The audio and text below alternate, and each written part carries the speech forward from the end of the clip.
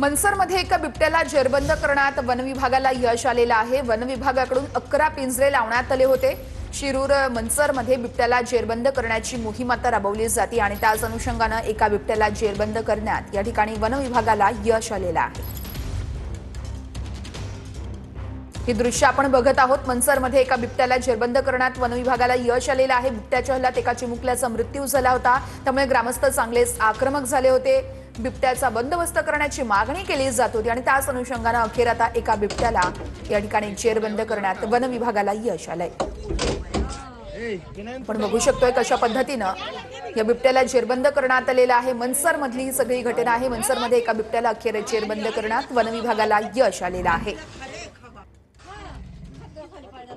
बिबट्याच्या दहशतीमुळे खरं तर या ठिकाणचे सगळेच ग्रामस्थ भीतीच्या छायेत आहेत। शिरूर मनसरमध्ये एका बिबट्याला जेरबंद करण्यात अखेर वनविभागाला यश आलेलं आहे। वनविभागाकडून 11 पिंजरे लावण्यात आले होते।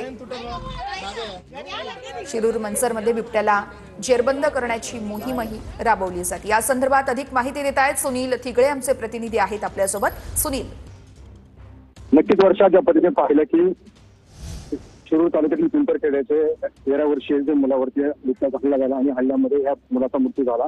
त्यानंतर कुठेतरी जे ग्रामस्थ आहेत आक्रमक झालेले पाहायला मिळत होते आणि त्याच अनुषंगाने वन विभागाने त्या ठिकाणी जवळजवळ 5 पेक्षा जास्त पिंजरे लावले आणि ज्या ठिकाणी आता तो बिबट्या जो जेरबंद झाला आहे त्या ज्या ठिकाणी ज्या मुलाचा खरं तर त्या ठिकाणी बिबट्याने हल्ला केला त्या ठिकाणी हा बिबट्या आहे हा जेरबंद झाला। त्यामुळे कुठेतरी या ठिकाणी आपण पाहतो की वन विभागाने लावलेला पिंजरा म्हणजे बिबट्या जेरबंद झाल्याने नागरिकांनी तिथे विश्वास सोडला असता तरी मात्र त्या ठिकाणी नागरिक आहेत जे आक्रमक झालेले पाहायला मिळतात।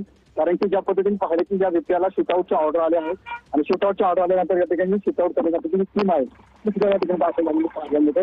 मात्र सध्या एकंदरीत बिबट्या जेरबंद झाला आहे। नागरिकांची मोठी गर्दी त्या ठिकाणी पाहायला मिळते।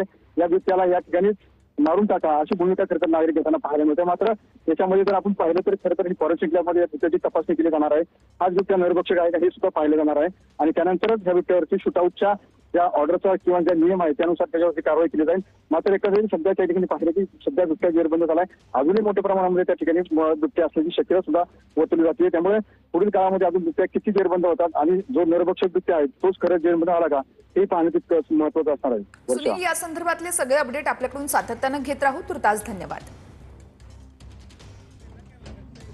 शिरूरच्या पिंपरखेड परिसरात हा बिबट्या जेरबंद झालेला आहे। वनविभागाकडून 11 पिंजरे लावण्यात आले होते आणि अखेर हा बिबट्या जेरबंद